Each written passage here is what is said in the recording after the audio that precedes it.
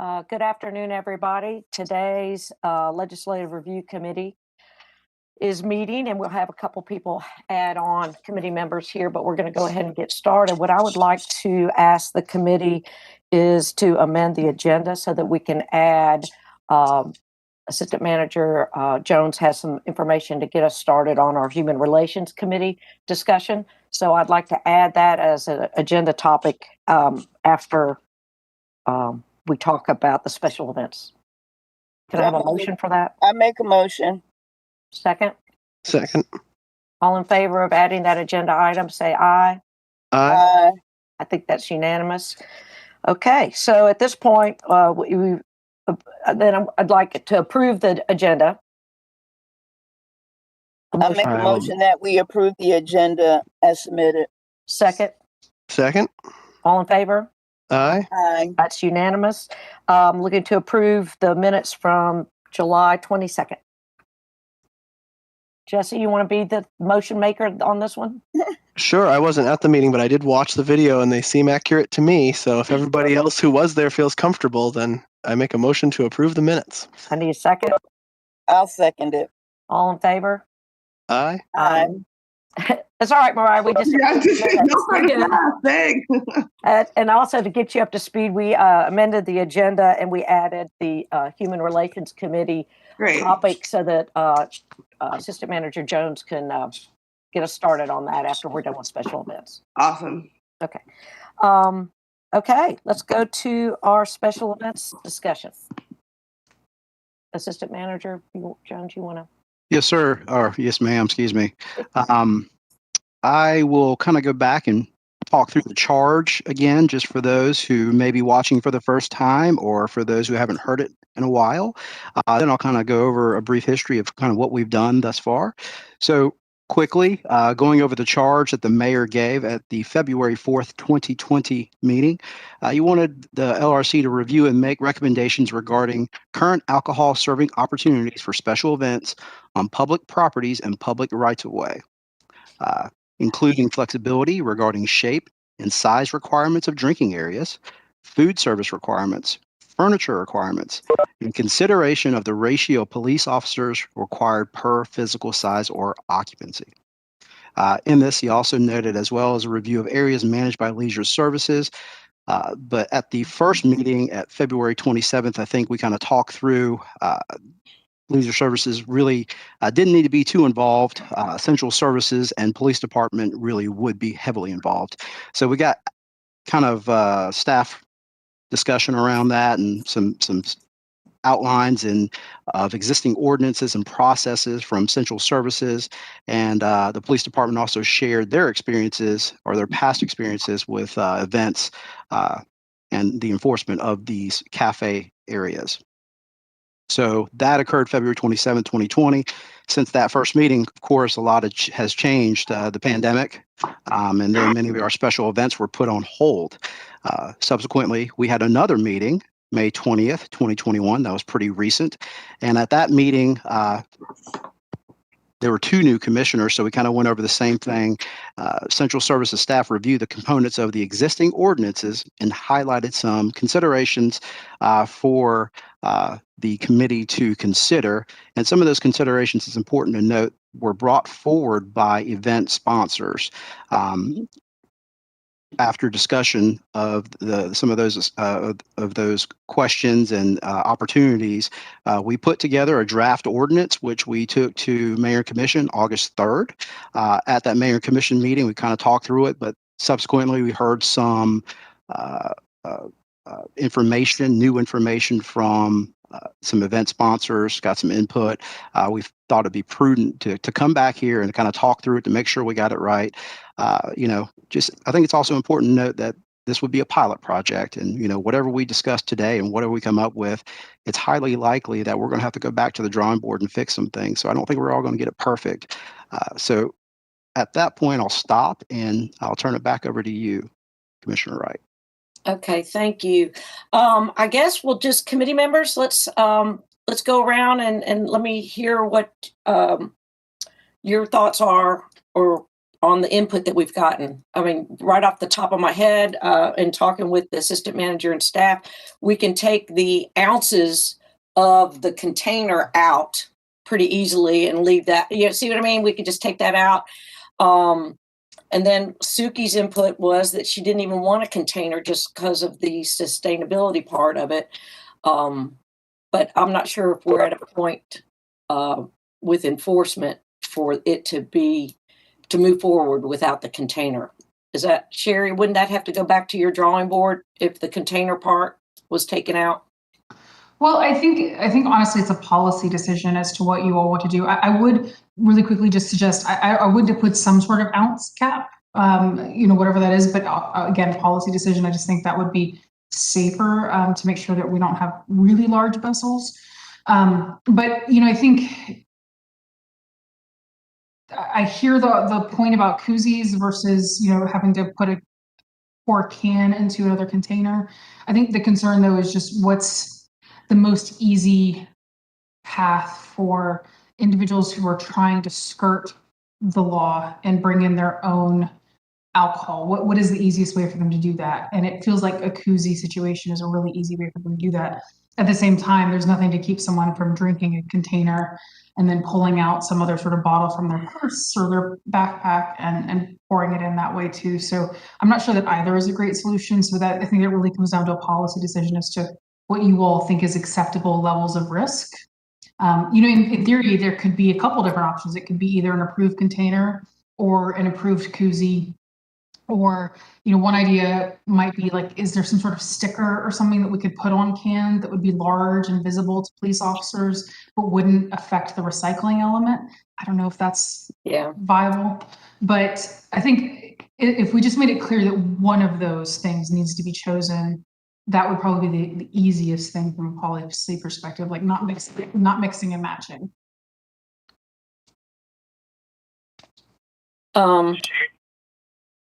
Committee, or Andrew, did you want to chime in?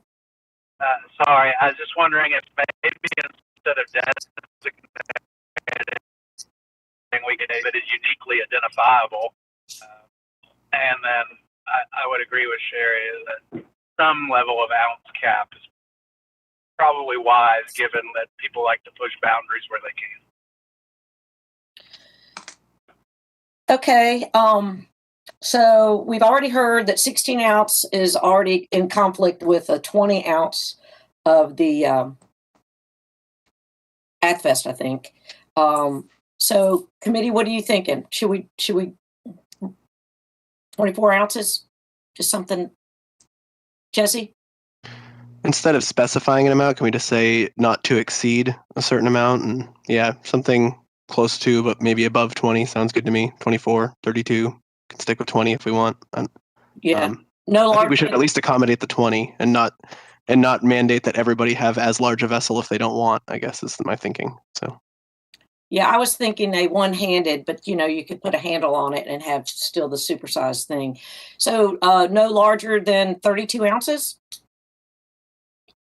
Carol, what are you thinking?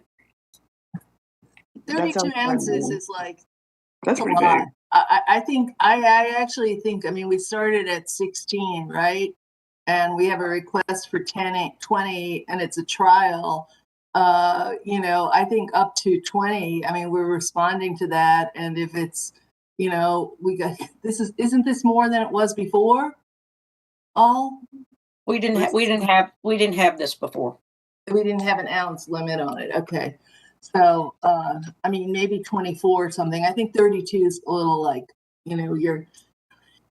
you're pushing massive drinking there. Let people go back. Little too much Savannah, you thinking? Yeah. Okay. And I also wanted to, I know I got on a minute late, but I know Commissioner Davenport spoke to me briefly about and maybe we're past the koozie thing, but he was concerned about whether or not, I see Suki on here, whether or not that would end up being more of a problem if they ended up in the landfill. And I think he was going to follow up with Suki on that. And I don't know if it needs to be discussed or not, but, if it does, she's right there. So whether or not that is a problem with the landfill. Well, I think that, well, Sherry touched on that a minute ago. Sherry, you want to go ahead and summarize the container importance for the trying to help make sure it's legitimately purchased versus BYOB?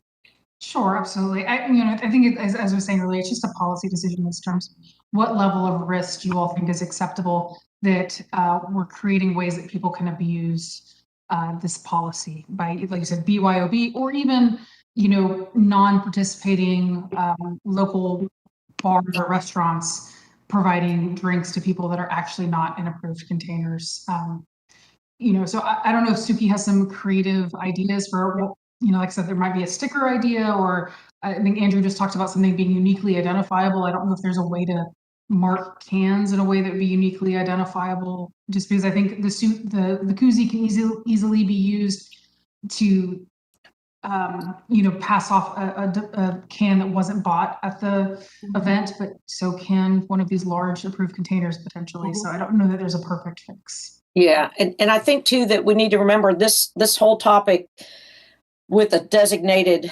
container and size is all the festival zone. That and that's if the special event applicant wants to do a festival zone. And we're trying to add flexibility and some freedom in the space of a block that's been outlined. We've learned that we want to avoid anybody leaving a zone and becoming an open container violation. And I think that for us to have this flexibility, we also need to keep in mind the challenges and us not wanting to have people, they can only leave with an empty cup, so to speak. Mm-hmm. And I'm not sure how. I wonder if now you guys are going in and out. Okay. Yeah, I think we lost you for a minute there, Commissioner Wright. Okay. I still think that the koozie and cup is a flexibility thing to help with the can, using a can. I think that was feedback that we got last time. Patrick also asked me talk to me about inserting the word sustainable, approved and sustainable, container. And I don't know if we could, we have one person saying that that's why they want this other container, but can we put that in there in the language, sustainable as possible container, or something along to encourage using recycled, reuse? If I can add two things to that. So to your first question there, Commissioner Myers, my only concern was that we already have that new recycling and composting policy that deals with the types of containers that can be used for these types of special events. And so I didn't want to create the potential to have a conflict in this ordinance with that policy. So that was kind of my worry there. But I think in thinking about the koozie, I guess what worries me the most about that is that these special events producers have already expressed their concern that this is going to cut into their profits if businesses are allowed to sell alcohol. And I think one of the things that Andrew and our team have discussed is that is also a policy decision, because there are vendors who are complaining that they don't feel that they reap the benefits of having a special event downtown because people can't come in and purchase alcohol in their establishments and then go out and enjoy the festival. So I think there are competing concerns there. But in either case, one of the things that I think is designed to help special events producers is that if these businesses want to participate, they have to sell the approved container, and they have to buy that from the event producer. And so there could be a large markup for that. I think that's how that generally works. And so the worry about the koozie is that it's very easy then for someone to buy the koozie, with the vendor, and then go in and use that koozie on a can of PBR that they buy at a local bar, as opposed to an open an approved container. But I think that's just the risk to try to assess there. Yeah. Committee? I have to remind myself that this is a trial, right? It's 6 months. So I think that's important to remember for myself and when responding to people, that we're trying this out, and it's after 6 months, it has to be revisited, right? It can't just roll over. That's right. That's right. It'll expire December 31st. So Sarah already has it on the agenda for when we meet in November, so that it's on the December voting meeting, right? That we'll pick back up. We'll have learned from this pilot period. And I think that anytime anybody is going to BYOB, I just don't think that we can regulate and enforce that. I mean, we're talking about a festival zone that somebody's in, and if they were to, they can't have a cooler in the bushes during this festival zone. That's why some of the blocks have been picked for a reason, for making sure people realize that they're in that zone and leaving that zone. You can't come back in with your cup filled with something. You see what I mean? You're coming and going with an empty cup from that festival zone. So it's not like you can go back to your car and fill up this cup. See what I mean? Because so let's keep in mind that it's a zone that we're trying to get flexibility in, and we're also talking about the special outdoor cafes that we call the beer tents. That we were also trying to get flexibility with those and improve those without having the chairs in them. So let's get to some of the other topics and nail down what we want to do about the container. Commissioner Wright, Yes. if I may, Director Jansen has her hand raised. If she can speak Yes. to, I think Yes, she wants to thank speak you to. for seeing that. Go, Suki. Hi, you all. Sorry, I'm calling from my phone. I'm having some computer issues today. Can everybody hear me all right? Yes. Okay. I just wanted to speak just on the recyclability of the products. Really, I think what I'm hearing so far, sticker would work on aluminum can on any, as long as it wasn't too big and wrap around the can in its entirety. We're starting to see issues with the if it's a complete wrap where the recyclers, the end markets don't want it. But a paper, like if it was paper, brightly colored, big enough that, PD could see it, I think with some special marking that you wouldn't have somebody, hiding stickers in the bushes, that would stick it on there. That, and I know we mentioned wristband, there must be an issue with a wristband. I'm just trying to prevent, the koozies to me will just either be litter for us. To be honest with you all, it happens a lot when koozies are handed out downtown at events. We see them as litter, or they're in the recycling, or they're in the trash. So I would not be for anything that just contributes more to trash downtown. So especially at these large events where there's already quite a bit of trash coming out and recycling, and anything we can do to protect our recycling stream, which a sticker would do, a wristband definitely would do. So would be my suggestion from solid waste. Okay. I get that I don't want more litter. I get that. I also, from my years of bartending, can't imagine having to put a sticker on a wet can of beer coming out of its ice water for each time that's happening. Let's get some other feedback. I think we have a hand up from, yes, Salters. It's Harrison Daniel. So I'm actually in Salter's office right now. Okay, I was going to say, I was a little confused as well. Okay. If you're not used to this background, it's Jerry's office, but we're having problems with email and WebEx, and I can't get on right now from my office. But the only comment I was going to make with the cup, the vessel, is that if you go with a cup, I think from our perspective, it would be easier to ensure what's being poured into the cup or contained in it if there's a requirement as to the cup either being some level of translucent or clear, even if it has some kind of unique emblem on the outside, but some way that it makes it a little easier for either security staff or officers who are managing the event to ensure that liquor's not being poured into them, and it is a beer product as opposed to a mixed drink. And that's just one consideration that I wanted to make sure y'all thought about. Okay, committee, where do we want to go with this? Jesse?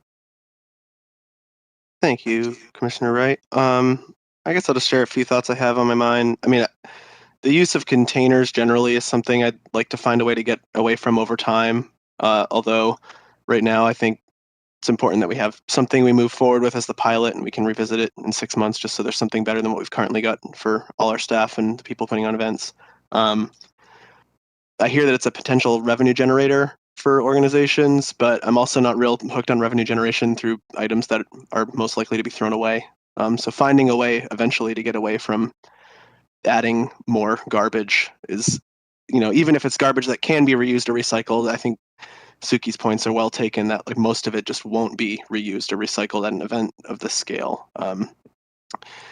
I do think that some amount of sneaking is always going to happen. Every event of large size always has that, but in my mind, I think the best deterrents are having a solid perimeter for the designated area and then checking bags upon entry, perhaps at a separate station, like we were talking about with the giving out of, or y'all were talking about the giving out of VIP wristbands at a separate station to avoid the backup of the line at the entry point. So anybody who has a bag gets pointed over to this table to have it looked through. But that way, people are unlikely to get through with cans of their own or large amounts of them anyway. And if there's a decent perimeter, they're unlikely to hand them across it.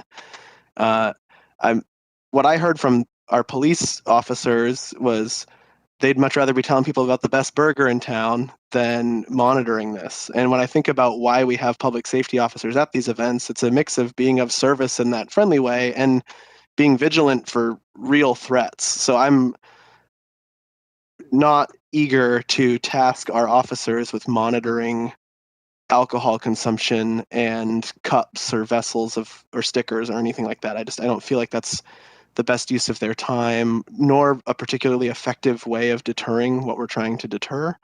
And I do want to offer one small potential change. I think it's unlikely this is going to have a huge relevance to MLK Day, but since there's an MLK Day event every year, and that's in mid-January, and our meeting schedule usually gets kind of shuffled around, and it might be hard to do any updates before that event, maybe extending the expiration of this pilot to the day after MLK Day, just so that if they wanted to exercise use of this, they could.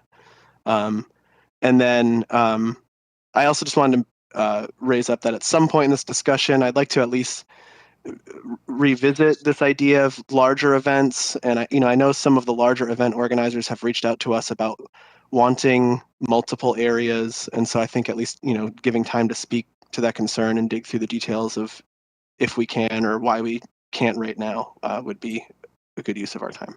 So thanks. Okay, Avita? I have a question for Commissioner Hull, and he expressed his opinion about the officers sharing where the best hamburger place is. But he also said something about the issues that we're trying to deter. So I wish he would be a little bit more clear, make sure I'm on the same page, the issues that we are trying to deter. What was, could you be more specific for me? Yeah, I guess my impression is that we want to deter underage drinking.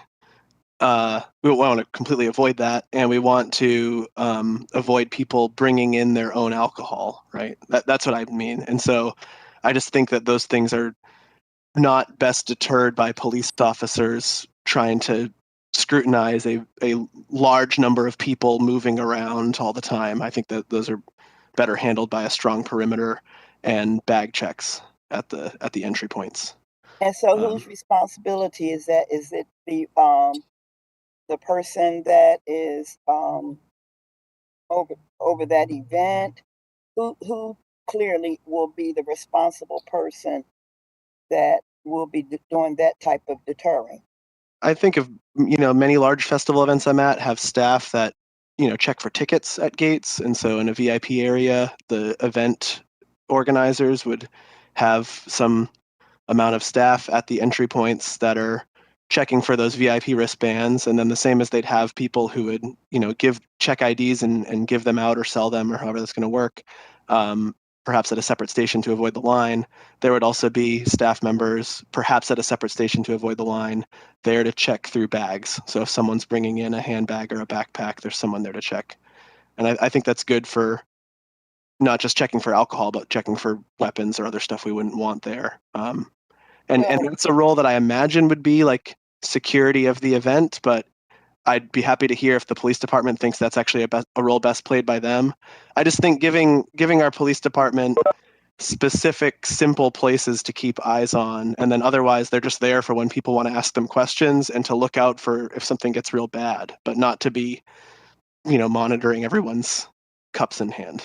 So when we come up with this final version, even though it's a pilot version, there will be language that says that the event planners would be responsible for those areas of deterrence. That's what I'm trying to get to.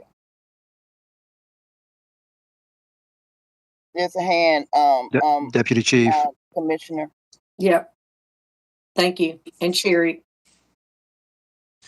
And Suki.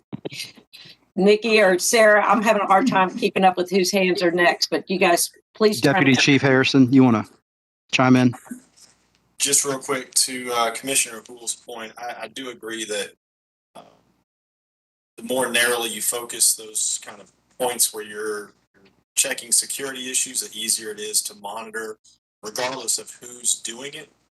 It's certainly more difficult once people are inside and milling about and mixing around. That being said, I think visible deterrence, visible presence is a deterrence, and that's important. From our perspective, I agree. I think that the event staff would be most appropriate for those initial checks, but it is important to have us, I think, visible, because that is a very clear sign of, hey, there's somebody here kind of making sure all this is running smoothly. But I don't think that, we would not want to be in the business of checking bags as they come in. I think that's more appropriate for event staff. But it is important for us to have that presence at those points. And again, like I said, it's easier to monitor 2 points than it is to monitor a large swath of people moving about like an ocean, essentially.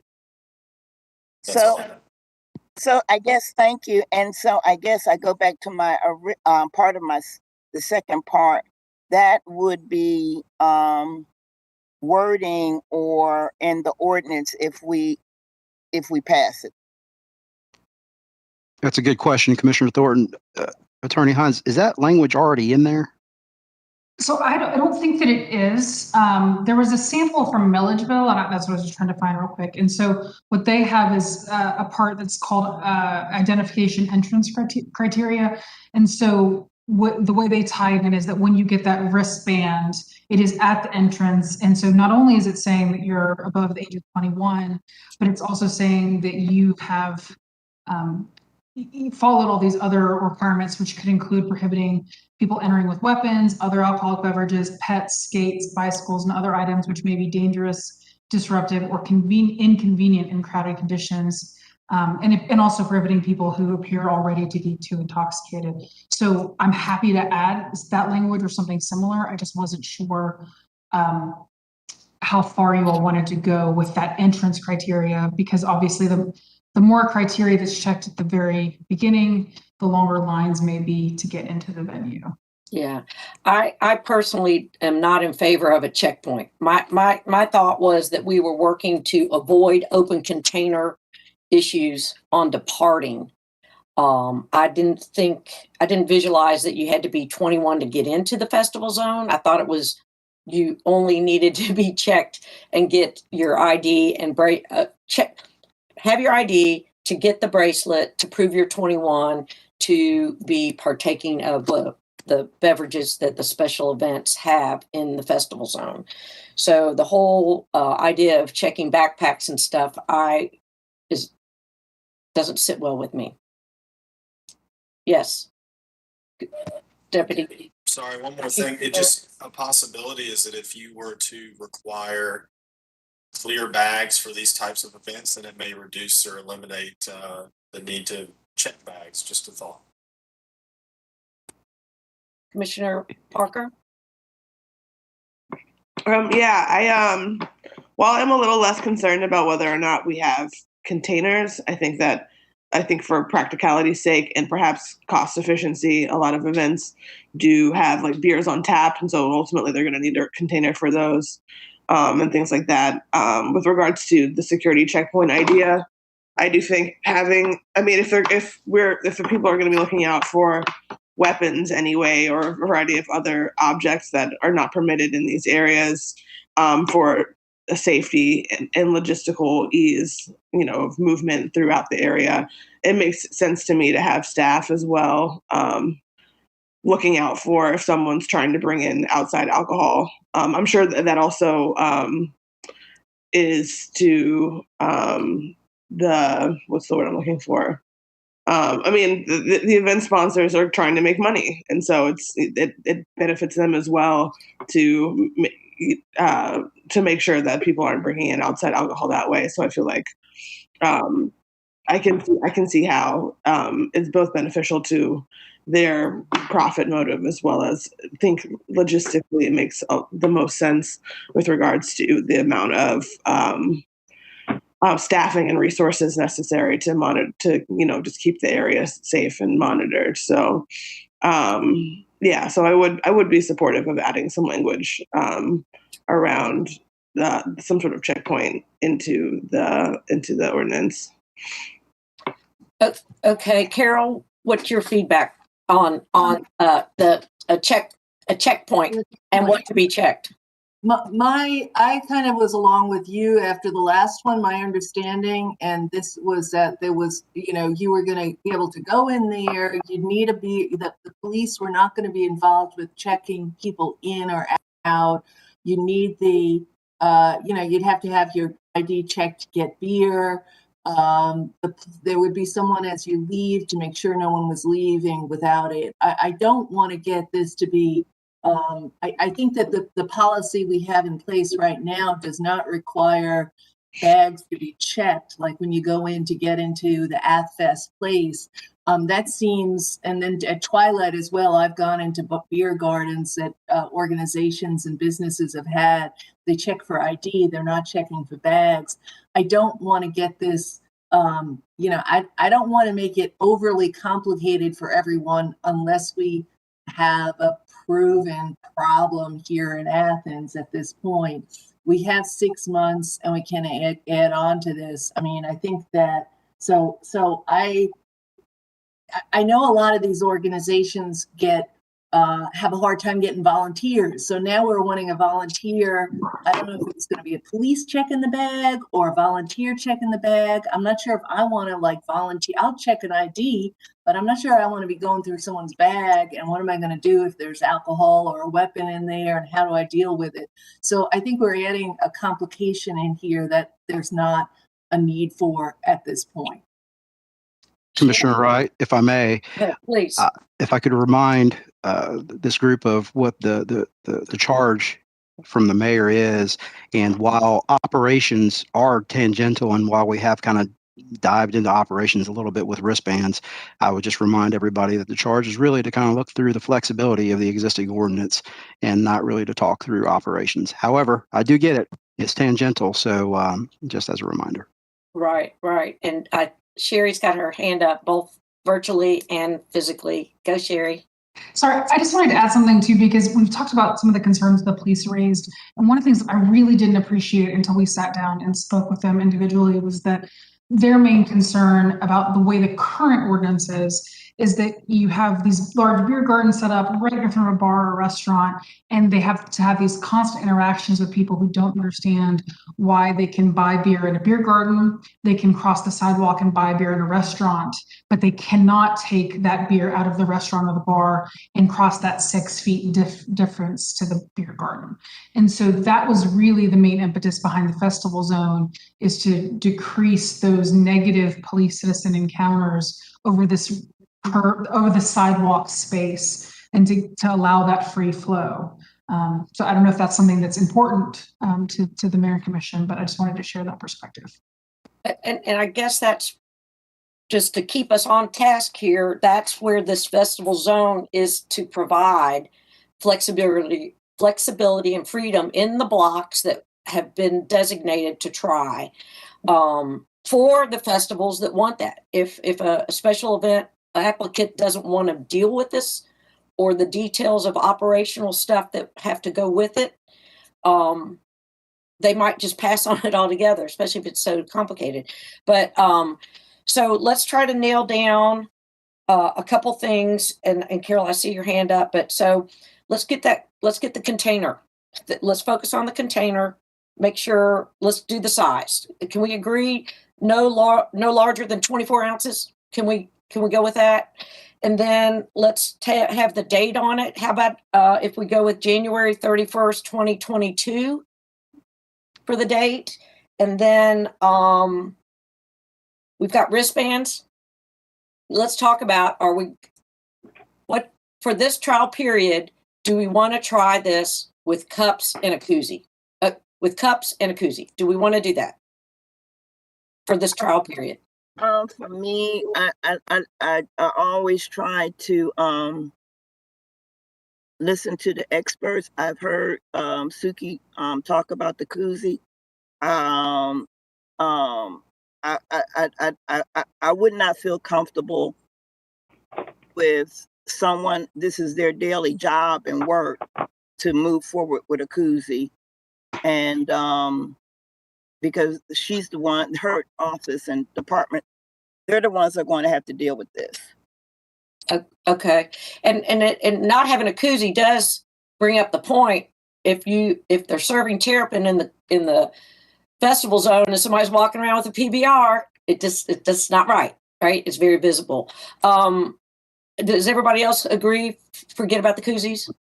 Yeah, the wristband is you got to have that, because that proves that your ID's been checked.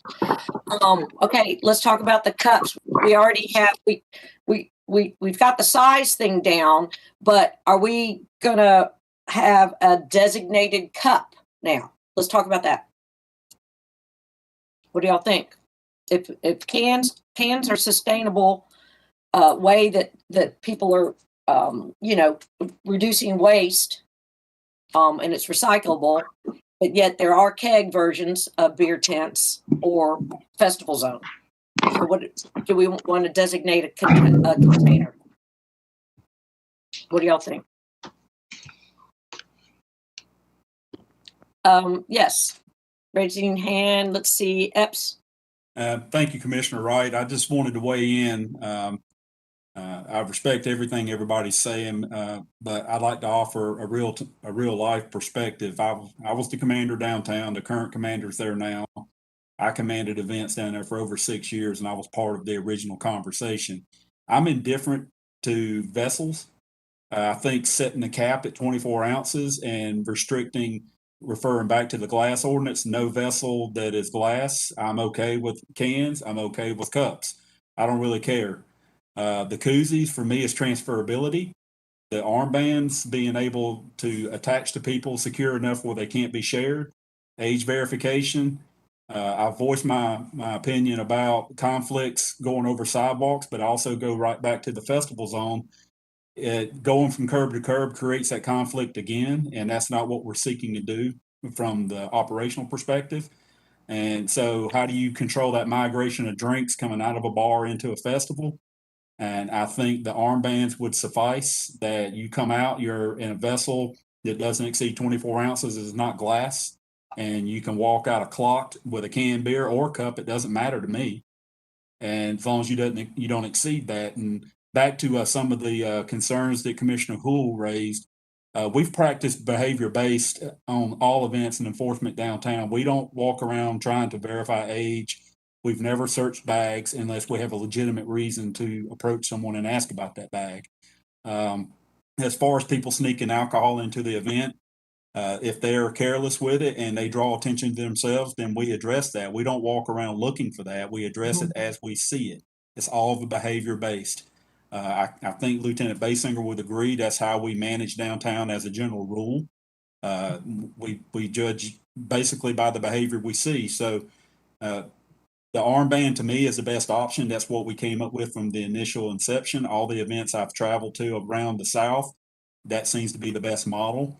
And I think if we simplify it to maximum 24 ounces, can be aluminum can, or it can be a cup, whatever the event has, because Twilight goes with cans, AFFest goes with draft, and some other events go with a combination of.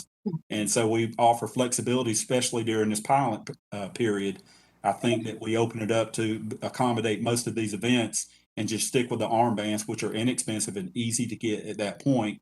And I'm still a little concerned why we're limiting these larger events to one block for a festival zone. Probably that clarity will come as you guys continue to talk. I have some opinions about that as well, and I'm happy to offer that during the discussion based on what I've seen coordinating AFFest and Twilight and just various other events.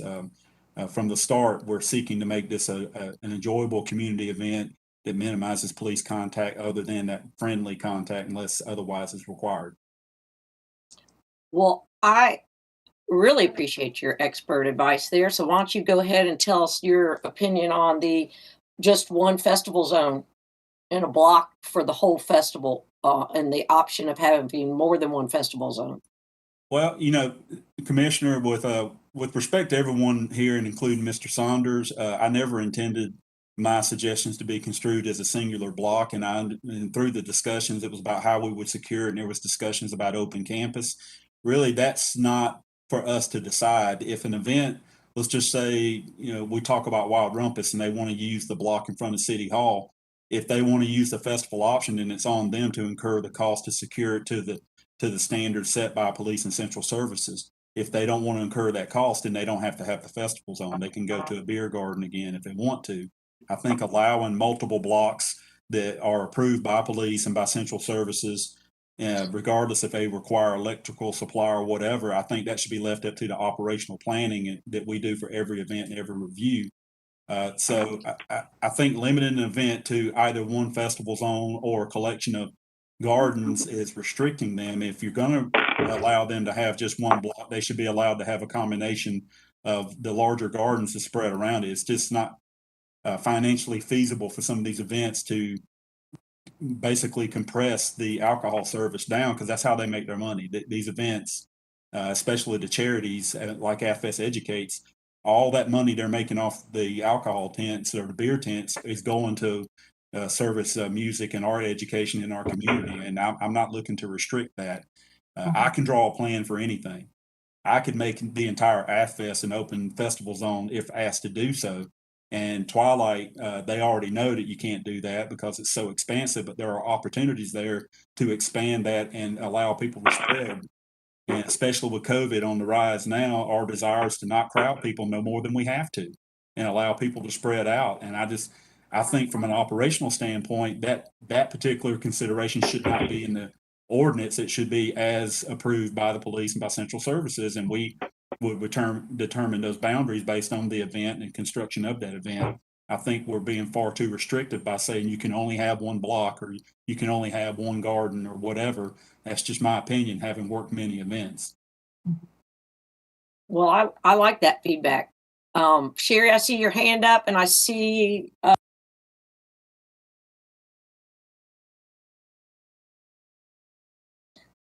Lieutenant. So I think we lost you again, Commissioner Wright. Okay. All right. Who do you want to go first? I'm not sure. Go ahead, Sherry, and then Lieutenant.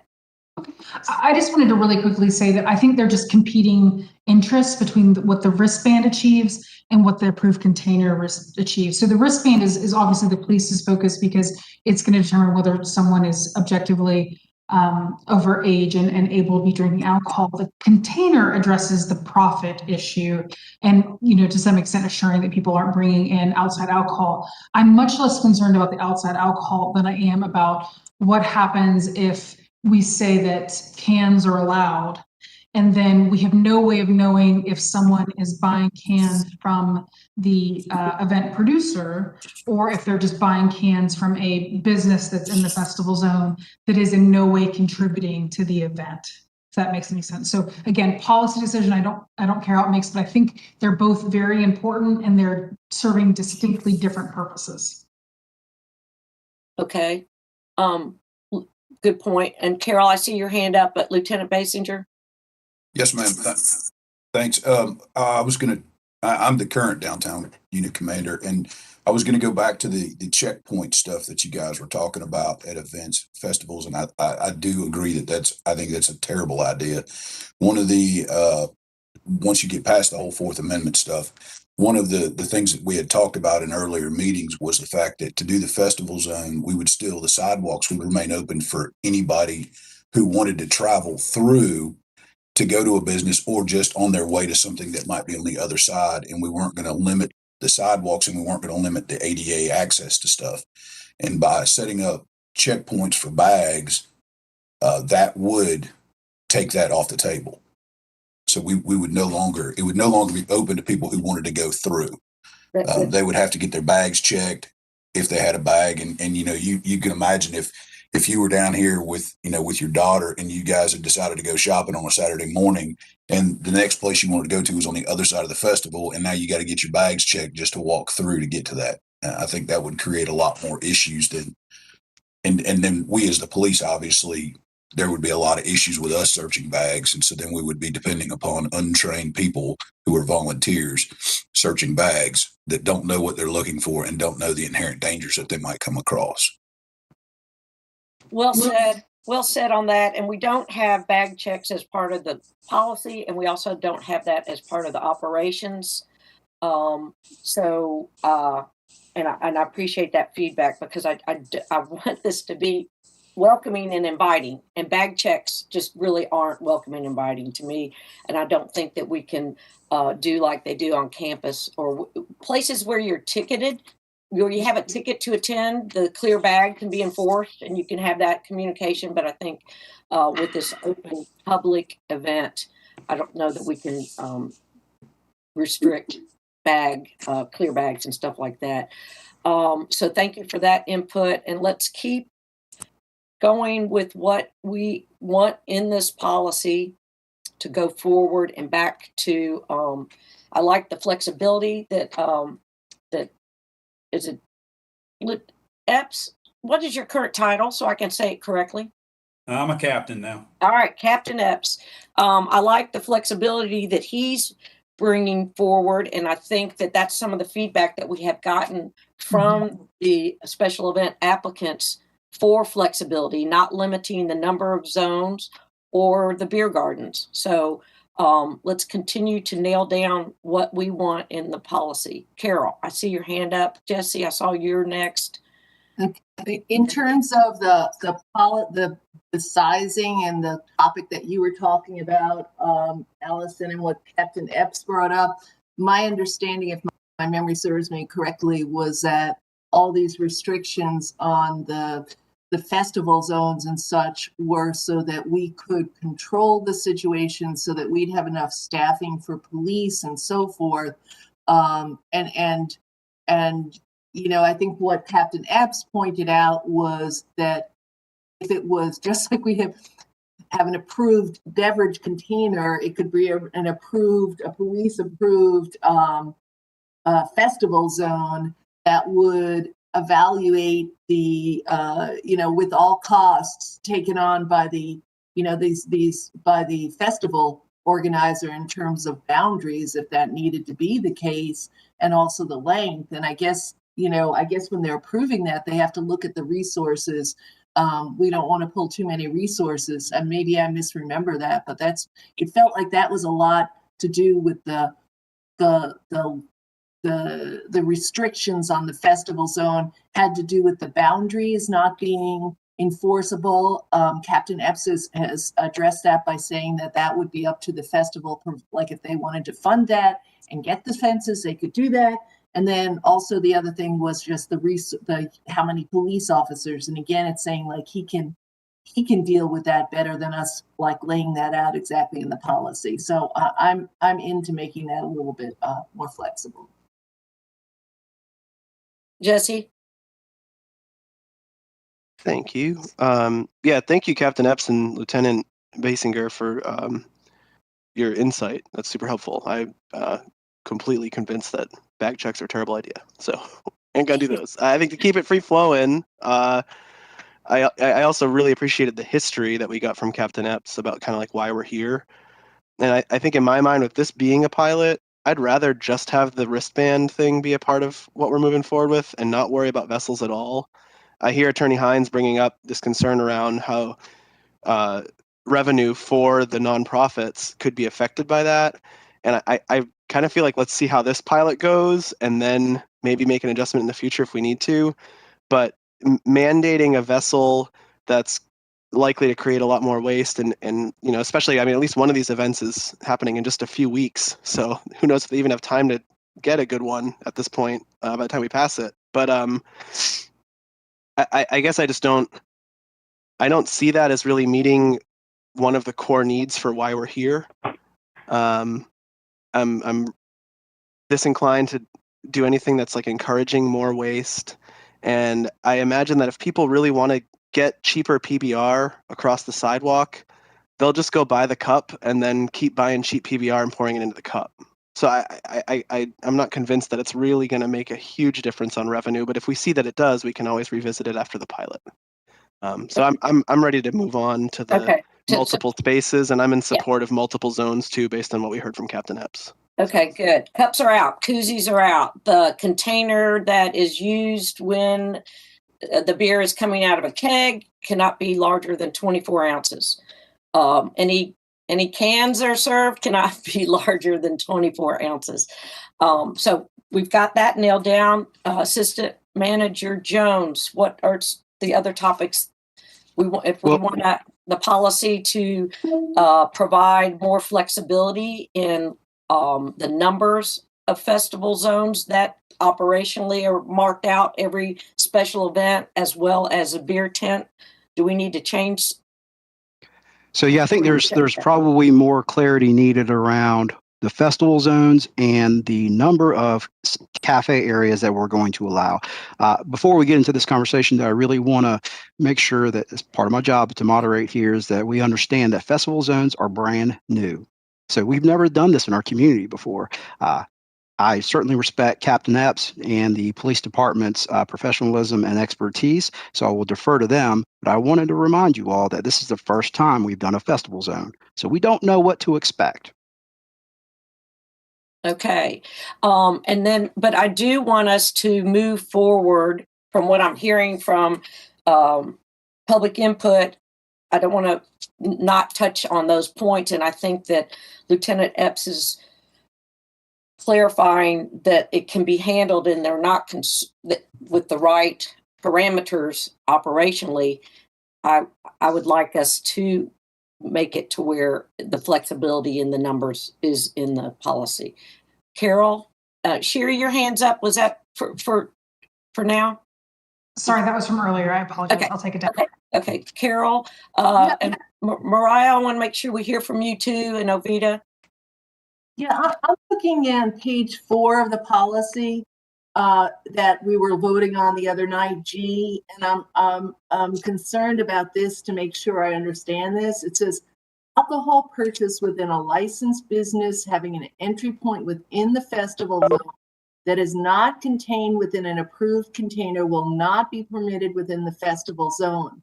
So once we take out the approved container, that means that, and the next part of this says, and any such business that knowingly and intentionally allows patrons to exit its premises with an alcoholic beverage purchased from an established and not contained in an approved container and not wearing an approved wristband shall be in violation of this section. So if we get away from the private container in the zone, that allows anyone to like leave with a mixed drink or leave with anything. So I am concerned about G and not have for the festival zones that Nikki Jones is assistant manager Jones is bringing up. I mean, this is a new thing, and that would change that interaction, which also seems to be part of what the police, Captain Epps was pointing out was part of the thing, like with the interaction between the establishments and the festival. So I'm concerned about what withdrawing the approved container will do to G of that policy. Well, isn't it state law, Sherry, help me out with this, that a liquor license holder cannot allow their product to leave the establishment? No, I think that there was some misinformation that was sent out by someone who believed that they understood the law, and I think Commissioner Myers had a chance to talk to this individual, and he since clarified that's not the case. There is a regulation that he, I think, was thinking of that talks about how a licensed retailer can't dispense alcohol outside of their property, but that's not what we're talking about. They would lawfully be selling the alcohol inside their property. What you, as the person who purchased it, then choose to do is the consequence of your own actions. And so I think Commissioner Myers is exactly correct. The way this festival zone is designed, you could walk into any bar or restaurant, buy alcohol as long as it's not glass, and you'll be able to walk out and have that out there. And so I think what you're going to find is that, one, no nonprofit or for-profit entity, for that matter, is going to have a festival zone, because there will be no way to limit or to keep people from going and just buying wholesale from, or not wholesale, but buying from the restaurants and the bars rather than buying from the nonprofits vendors. And there's no way for them to make that money back. And then there's just no way for us to control what alcohol is going to be coming out into the roadway and the public street. So I hope that answers your question. Yeah, it's very complicated. Absolutely. I mean, there's no statewide open container law. Yes. Sherry, just before we go on with this, I just want to clarify what G says right now.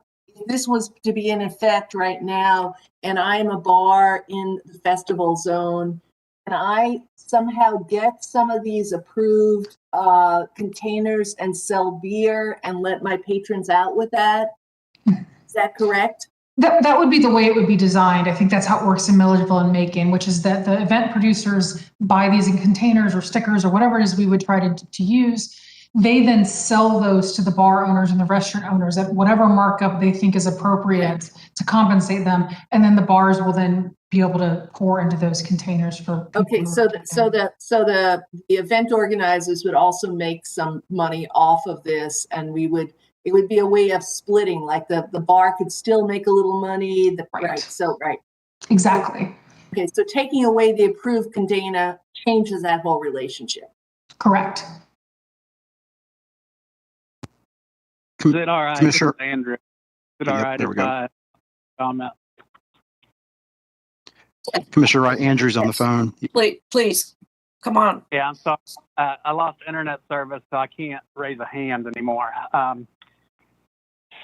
I would just offer this on the container wristband saga revenue. I think if you structure this well, only the nonprofit sponsor would be issued wristbands, which is the identifiable feature that indicates that you can consume in that setting. I hear, police have articulated they feel like operationally where the setting is, the size of the setting, that's all subject to discussion and doesn't have to be codified in law, and that sounds good. If I'm a nonprofit holding an event, it's become simple for me about this, existing business nonprofit relationship. I'm simply going to charge a healthy premium on the wristbands because the government has set no law. So whether that wristband's $10, $15, $20, I don't know that it matters. And then I'm probably going to sell my beer at or near cost. And so therefore I have a competitive edge, or I'm at least, I'm not losing money, so to speak, if somebody buys my wristband and then is enjoying a beverage from an establishment adjacent to the festival zone. So that's all I wanted to really offer there is we might be overthinking it, but we'll find out. I agree. Good input. Assistant manager. Looks like Captain Epps has his hand Yep. up. Yep. Captain. Just a quick point, Andrew, thanks for that, because you stole part of my thunder. All along, one of the considerations of this discussion was revenue sharing between nonprofits and for-profit events. And that has been a recommendation. It's up to them at the price point of selling that armband and purchasing it from the event, which would still allow migration between to and from the associated businesses. But I would also recommend, commissioners, that you would codify in law that only beer and wine products are allowed for that consideration, and that would allow the police the option to deny mixed drinks and liquor drinks from going on the street. I don't think any of us want that, because that's just a dumpster fire. We're pouring more gas on at that point. I would certainly appreciate that, but I think if we put in the ordinance just really restricting it to beer and wine products, just like you could buy within the event, I think that would be the most appropriate course, and put the cost of the armbands, which are nominal, and the price point left up to the event or where they need to be. It's up to them. If they want to charge $100 for an armband, somebody will buy it, go right ahead. It doesn't matter to me. I saw that as a method for them to recoup what they would perceive as lost revenue if we adopted this format of allowing people to freely wander within the event. That's all I have. And thank you, Andrew, for stealing my thunder, man. I appreciate that. Okay, so staff, committee, do we, I guess, trust staff to update the ordinance as to be clear on the beer and wine only in the festival zone? And that covers that concern. I don't think there's anything, I think businesses that are in the festival zone, they're already don't have parking spots in front of them. They've already got the festival event out front. I don't think that we can block them out. I mean, we want to make it, anyway, we want this to work, and the business owners and the festival people have dealt with these location things before, the pizza. Anyway, so operational things aside and policy stuff, have we covered everything? Commissioner, I think we need a little more direction related to size. So what I heard quite a bit from commissioners is that we need multiple festival zones. And also, obviously, that was part of the public input that we received as well. So I think, some sort of formal direction on the change that you would like to make in the draft ordinance related to those requirements. As it stands today, you are only allowed to have one festival zone. Okay. For two city blocks. Okay. And so I'm okay with the blocks that have been designated. And then if there's other areas that can be, with the barricades. So let's just take College Square. I would like the policy to read in a way that if we had barricades on College Square, that it could be a festival zone. And then that way you have a designated space. So in my opinion is that we should have that in the policy. So that is allowing them without barricades at the sidewalks, if they're in the blocks that have been designated. And then there's other flexibilities with the barricades that we're used to seeing that are put up all the time. What does other committee members think about that? Or staff? Go ahead. Carol, Jesse, I see your hands up. Mariah has excused herself to get some rest. And so go ahead, Jesse, Carol. I'm not sure who had their hand up first. I'm kind of getting confused between yours and Captain Epps, which put it up there. at the same time. So I don't know if I need a clarification. He has said, I think the festival zone could be defined by the staff. Outside the zone, no more than one max garden per block, just a suggestion. I'm wondering if we could say in here, and I don't know how that fits in with yours because I was getting distracted by the two things, Allison. But I would like to somehow put something in here is, a special event. The festival zones must be approved by the police, something to have some approval by the staff and by police department. I don't know. That's where I'm going with it, and I don't have the details, so I'll let Jesse go. What you said, Allison. Okay. Well, then, and we'll.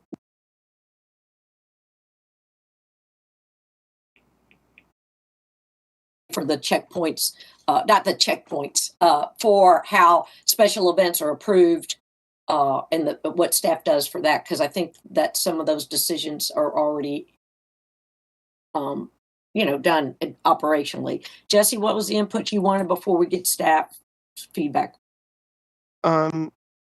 Yeah, I mean, I'm sorry, Commissioner Wright. I missed like the first, I think, 2/3 of what you said. I'm not sure if everybody else did. Okay, I'm not sure why. Yeah, it looks like you might have I'm going to do timed out for everyone. I'm going to do my video off.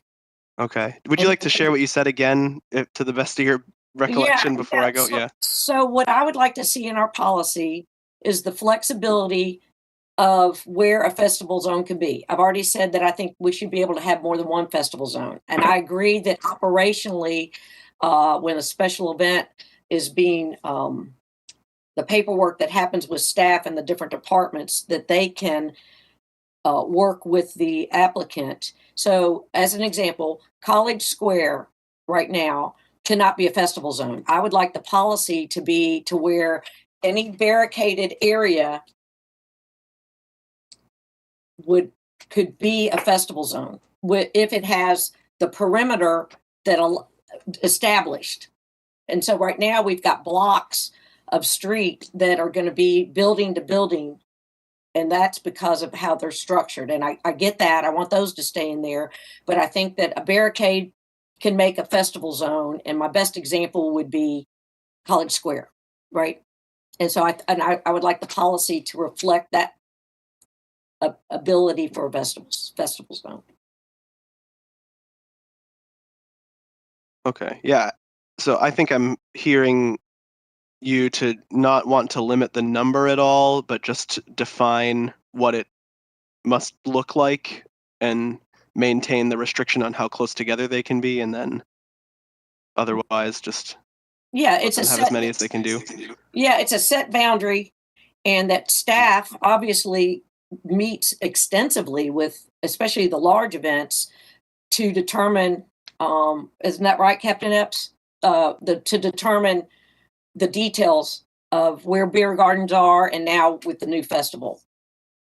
That's correct, Commissioner Wright. Every large event, we have a logistics meeting or at least multiple meetings prior to the larger events to sort those details out. Right. And so I think operationally, Carol, that might help you as far as, we could get the details of how that works, but I'm fine with staff saying we can cover that in our logistics meeting for the specific special events. So the beer gardens have improvements. I think there should, and then I think that's an improvement we can make for the festival areas to be added to where appropriate barricades so that people don't wander out of that festival zone and then become open container violation. Yeah, what you're saying generally makes sense to me. So I guess largely I want to echo it, but I don't want to skip over the point raised by Assistant Manager Jones that this is the first time we're trying this sort of thing. And so we might not want to open the can of worms all the way and then regret that there's too many for us to handle. So I guess maybe I'd defer to whoever on staff is most appropriate. Perhaps it's Captain Epps or Lieutenant Berenger, who's been involved in a lot of these logistics conversations, on whether you think you need a cap in the ordinance to cite, or if you can just work that out in a logistics conversation. It seems very worthwhile to me to allow for more than one. I'm open to capping the number to start if we needed to, or not bothering with that in the ordinance language if we think those logistics conversations can cover it. And I just wanted to raise up that Attorney Hines did bring up in the chat, we do have one remaining question around nonprofit versus for-profit. And so while I've got the floor for a second, I'll just say that I would like to restrict this to nonprofits only.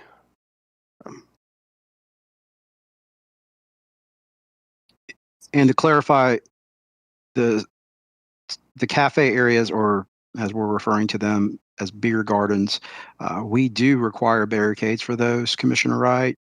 For the festival zones, they're going to have to be barricades, but generally speaking, it's just on 2 sides as opposed to 4 sides. So there's that distinction there between College Square and others.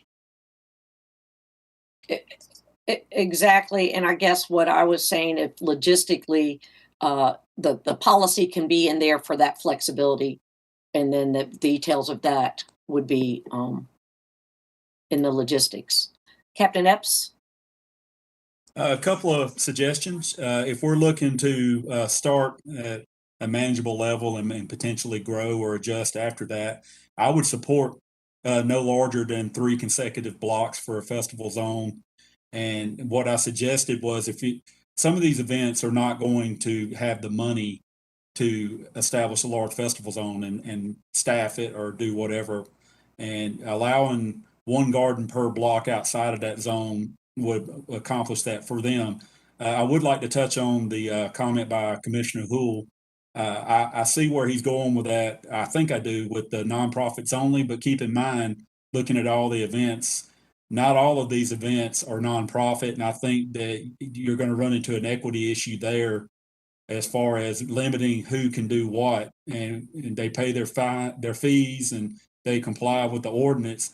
You're going to cut out many events, and some of the larger events that are doing it for profit, and there is some charitable component to that. They do return some of that to the community, but I think in the interest of being open community events for everyone, we shouldn't limit ourselves to simply nonprofit. That everyone, because I envision at some point, if this takes hold and the commission approves the continued, I guess, effort, is to bring other types of events to downtown. My mind goes to food festivals and beer festivals, and that's why I wanted the flexibility to custom build it to anywhere downtown.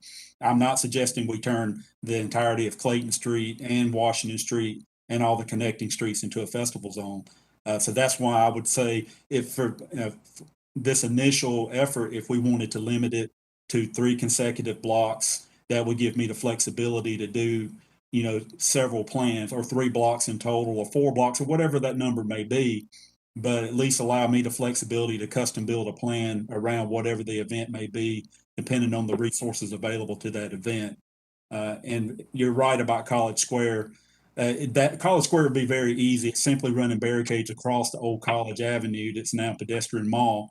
But I could do that anywhere, and that goes back to the conversation of how much money is the event willing to spend to be allowed to utilize the festival format as opposed to the beer garden format. I oppose small beer gardens as a general rule because they're so confined, and I think during this pandemic, that is counterintuitive what I'm trying to accomplish here, but also the public safety aspect of crowding people and during hot conditions and spreading people out is a huge benefit to us from an operational and enforcement perspective. Thank you for listening to my comments. Captain Epps, Andrew Saunders, real quick, and I'm sorry to hop in again. I'm flying blind. When we talk about the flexibility in festival zones, I think that's great because, as we know, we can make anything work. It's just a matter of resources, and then that leaves it in the hand of the event. At least for the pilot, are you proposing that there be no restriction on the number of total area used for festival zones, or should it be, no more than 2 or 3 city blocks? I'm just thinking if somebody tries to go buck wild and basically make a downtown open thing. I'm sorry, Andrew. I thought you were done. And that was my comment there. I'm not suggesting that we allow the entirety of downtown to become a festival. So if we want to restrict it to, my thought goes to no more than 4 blocks. And, because that would cover something like a T intersection footprint like AFS, that would allow interior festival zones at twilight, If Timmy wanted to do it for Wild Rumpus, we could build it out around that. St. Pat's Day came, but whatever. There's so many events, and there may be unforeseen events that people would want to do at this point that would draw in the community. Like I mentioned, food festivals or whatever. But I don't think we open it up to where they get to get any block they want. The question is do we codify it in ordinance or do we make it as an operational standard? I've worked closely with you and Angel for a while now, and we do place restrictions on when you can have events, i.e. game days. We don't close state routes down for 5Ks as a general rule or other streets. So, I guess the question falls back to commissioners and Attorney Hines. Do we make that a requirement of the ordinance? I'm just giving you a perspective from being boots on the ground, so to speak, out there doing it. I do not want to police an event the entire length of downtown of every street being an open container zone. I don't support that. I think we need to have the ability to customize and build, but we need to restrict it to a certain level. And that's why I would suggest maybe 4 consecutive blocks, meaning they touch. Doesn't necessarily mean they're in a straight line. So that would give me the ability to custom build around events that I've experienced over the last 6 years. Commissioner Wright is off, I believe. Commissioner Wright, are you there? Yeah, I came back in between all that. Thank you. Okay. Thank you for that. I did miss some of what Captain Epps said, but I've liked everything he said so far. So, but we have hands raised. We have Ovita. We have Carol. We have Sherry. Sherry, let's go in that order. Ovita, Carol, Sherry. Thank you, Commissioner. Yeah, I do appreciate Captain Epps' ideas. And again, guys, I already told you downtown is not my thing, but I do like the flexibility. I do like the transparency. But most of all, I like the fact that the captain works downtown. And I think that if he has a vision, that I'm gonna give him the same courtesy that I gave Suki. He's the expert, and he's advising us. And I'm wondering, do we have enough time to get something on paper that would illustrate the possible structures and the connections from him? Do we have that kind of time for him to be working with other staff and assistant manager Jones for I know we got an upcoming event, but is there any way we could get a couple of diagrams on what that could look like to just give a visual? And if not, I'm okay, because I am going to support his suggestions. And I am also going to support his suggestions about the nonprofits and for-profits. So that's my question. Do we have enough time to get something on paper? And my husband's around here bumbling things around on the porch. And do we have enough time to do that, or do we just kind of skate by our pants on it and trust that he knows what he can do? Real briefly, Commissioner Thornton, I anticipated this discussion, and we're already working on an alternative footprint map for the next event coming, which is Twilight. I should have that by Monday or Tuesday, and I'm happy to share that with all the members here if you want to take a look at it, to have something in your hands to look at. Thank you. Yeah, that would be great, because that would just give us a sample of the flexibility that you've brought forward. And that sounds good to me too. Commissioner Thornton, thank you for that input. I agree as well. Carol, and then Sherry, what's your input? Carol. I'm looking again at the document on page 4 where it says only one special event may be permitted a time a year, and it seems to me that that's what we're discussing. So I'm wondering if that's the area that could be changed to, no more than no, that's per year. That wasn't the right place, but one zone. But if it could be something along the line of no more than whatever is agreed upon by the police department and management, so-and-so blocks are to be included in a festival zone and a size that can, I guess, I don't know if this has to be included in there, just that a size that can be handled by police department capacity at the time of the event. And do we already have something in there about barrier costs to be covered by event sponsors? Is that already included in there, or does that doesn't need to be covered? I mean, that can staff, my vision is that our discussions are going to get folded in, and staff will go through the ordinance and make sure that what we're talking about, what we want in policy, will come out, and it'll be LRC's input. right.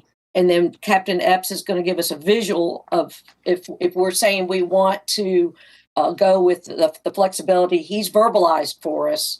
And I think that captures a lot of our public input. They wanted more flexibility, more options. And then, so I think that staff's going to put that together, and I would hope that our discussion is robust enough that we could still have this come to us and get a vote on Tuesday. Okay, good. And I'm for the profit and nonprofit. I don't want to limit it to nonprofits right now. Okay. And now I said that ambitious timeline, but now we have Sherry. She might have something to say that might. No worries. I was just going to say two things to the profit versus nonprofit element. I was just going to point out that the way that the other communities do it is that it has to be sponsored either by a bona fide nonprofit, or for instance, Milledgeville, like it has to be sponsored by their Main Street Downtown Development Authority or the Convention and Visitors Bureau. So I think part of that is designed to encourage cooperation with local nonprofits or government entities. And I think there are ways to do it without the headliner itself, say, being the nonprofit, as opposed to maybe a partnership with a nonprofit. But it's just something to consider. I hear the equity issue, but what I'll say is that nonprofits are already treated differently in terms of alcohol licenses. The whole rules about how for-profit versus nonprofit vendors are able to put on these kind of events are radically different. So I don't think there's any issue with us treating them differently as well. There's certainly a rational basis for why we would do that. But as far as the festival zones and the flexibility on them, I just wanted to get a little more guidance from you all, because one of the things that I think we talked about is I'm hearing Captain Epps say 3 or 4 consecutive blocks, but what that envisions is that even if those blocks are consecutive, we're not probably cutting off traffic in between those blocks.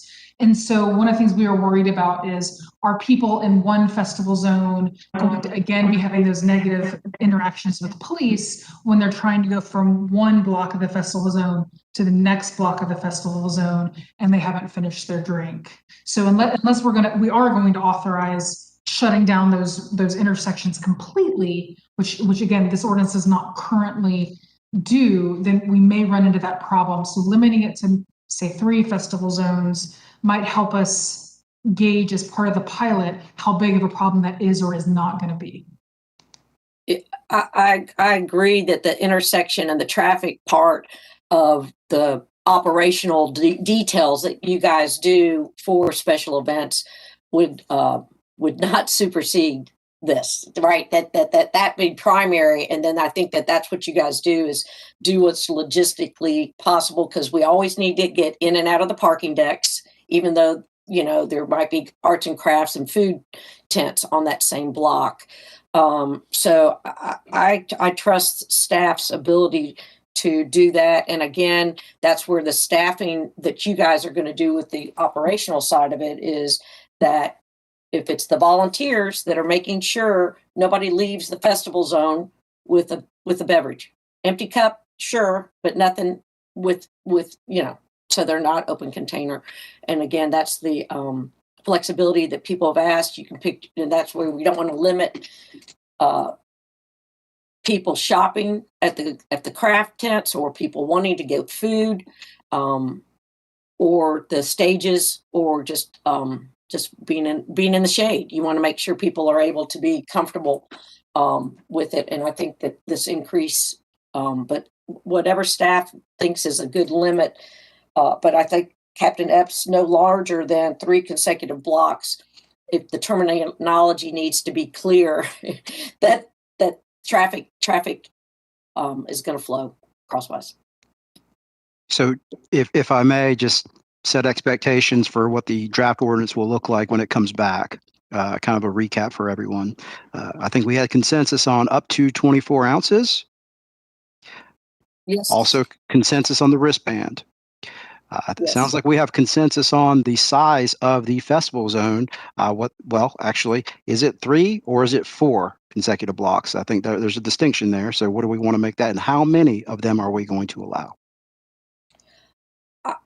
I was going to lean on the operational sides, or this festival, the special events applicant would be determining what their request is, as same with the beer garden part of it. I thought that would be operational discussion between the applicant and staff. Ovita, I see your hands up.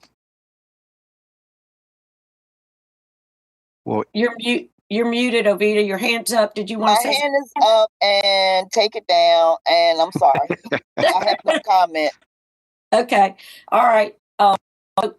So, Commissioner Wright, are you saying that you don't want a cap on the festival zone? I think the festival zone geographically was listed as a no larger than 3 consecutive blocks. Is that suitable to the committee or Captain Epps? Yes.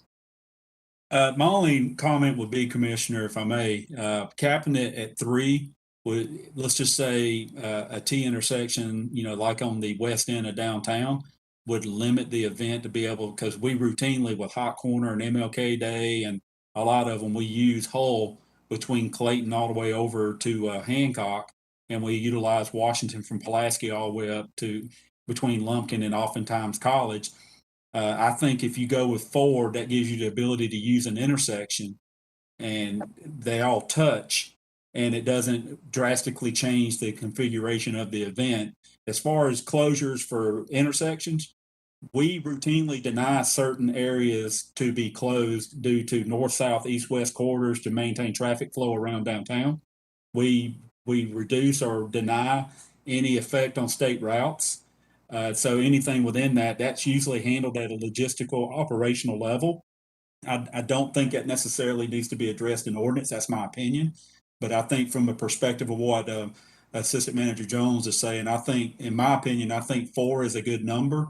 But I'd also like the flexibility that if an event's not able to do that, to include those other beer gardens outside of that and not be a festival zone, but stick with the max garden concept to allow more room for space. That's just my opinion. I would defer to the members and the commissioner for your input. Well, I hear 4 committee members going once, going twice. 4 sounds good. And then I do believe that your all's wording for it will cover some of the logistical things that you guys do already, so that we're clear, we're not too confusing. Is a point there. Okay, Assistant Manager Jones, what other clarification can we bring for what?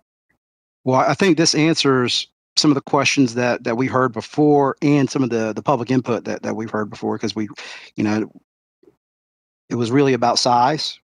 And then it was also about, kind of the tension between the event sponsor and possibly the bars. We've answered all of that.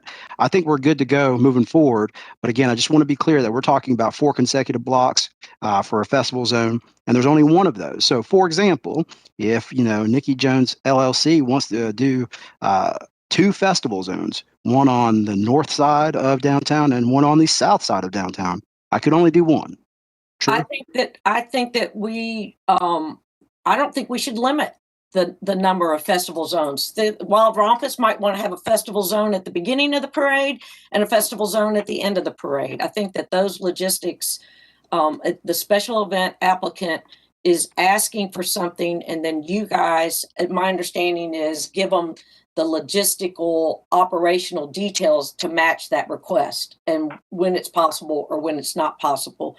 So I'm not sure that I want this policy to be limiting that. with the number of festivals. If you guys get the details you need for them to be properly manned by the staff or volunteers. Captain Epps, Just what a other- thought on that commit. Two thoughts. First one, talking about the multiple zones. That goes back to my discussion and my comments about what type of cost is the event willing to incur to establish those as approved by police and central services. I would say that they cannot be connected, because I would see someone trying to run 8 blocks and say, no, that's 2 zones touching each other. So we would deny that. And just for clarity, the way I read the original draft, there was no provision for gardens if you were utilizing the festival zone.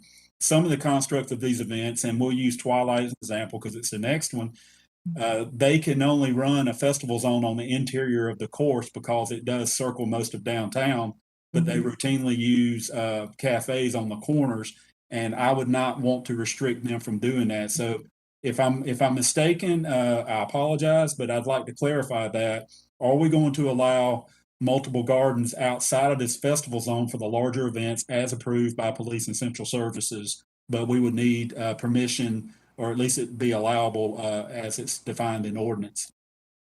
My hope was that we would be able to allow that request, just as you said it. If an event wants there multiple beer gardens, there's and how it fits in when you guys review it operationally.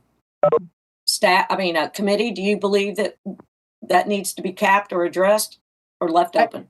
I think the important thing that you said, the Twilight example is a perfect example. I think that what Captain F said would be something I'd want to do if I was Twilight organizing that. But I think the wording that he just used, as approved by Athens-Clarke County government, central services, and police department, needs to be in there. I don't want to, and I do, like if Nikki Jones Inc. comes in here and wants to have, the 3-4 block, things. I don't know. It seems like a lot right now. And in this, in this period of this pilot program, it might be worth it to limit that. To zones of up to 4 blocks or something. So that, I don't think Nikki Jones Inc. is going to come in here and close down every street, but just a thought. Commissioner Myers, that's exactly what I was saying. And to Captain Epps' point, I do agree that the market will take care of most of the things. However, I think it's important for government to set expectations so that both parties understand what is expected. If I'm the nonprofit, I want to know what I'm able to do, and if I'm the government, I want to know what we are allowing. Okay, all right. Does staff have enough input? We have one more topic to touch on today. Jesse, yes. I just don't recall Assistant Manager Jones mentioning the change of date. I just wanted to make sure that was reflected Yes, in the sir. final change. Yes, Commissioner, yep. And Sorry. I'm happy to yield on the nonprofits thing if everybody here would like to just leave it wide open right now. But I think given what Attorney Hines said, whenever we do revisit, I'd still like to figure out a way to tie this to nonprofits to kind of be assuring that events like this have some kind of community benefit or attachment relationship with nonprofits or a development authority. And the last thing I just wanted to clarify is, I know Carol had asked a question about, I think it was section 6B3G, like the effect of our removing the cups and how that would affect that provision specifically. And I just wanted to make sure that staff felt clear on everything they needed if we're focusing on just wristbands for changing that language as appropriate. Are we keeping the cups or are we removing the cups? No cups. No, obviously there's cups that will be used if there's kegs involved and they can't be 24 ounces. But my understanding, we've gotten rid of the sponsored or approved container just because of it being litter. I'm confused about that as well. So I'm the bar. I have Nikki's Bar now downtown. I'm in that area. I've bought some armbands and I give them out. Then I sell beer and I sell a whiskey, a couple of shots of whiskey here. And they're all in plastic cups. Because you can't go out with glass. So do I have to, I run this bar, do I have to have someone checking in the door to make sure only people with beer leave or beer and wine leave? Or how does that work? That's what I'm a little confused about. That's why. I'm seeing the police department nodding their head like, yes, that's what has to happen. That's precisely why I asked for the included language, beer and wine products only. That would empower the police to approach and tell them you can't come out with this. And, you know, we're pretty hands off about stuff like that. Hey, you can't come out with mixed drinks. You're going to have to take that back in. If you're far enough away, you're going to have to dispose of it. But without that language in the ordinance, it doesn't really give us the authority to distinguish between alcoholic beverages. So I would request that stay in there. Doesn't that add one more sort of thing you have to like police where? Well, it's really, I'm sorry to cut you off, Commissioner, but it's really what's going on with bars now is they have to self-police to a certain extent. If they know that their customers are allowed to take beverages out, and I would not support the bars obtaining the armbands and distributing themselves. They should go to the event and purchase the armbands from the event and on one person, one armband at a time. But it would be on the bars to, hey, you can't take a mixed drink out. And you know, that's my opinion.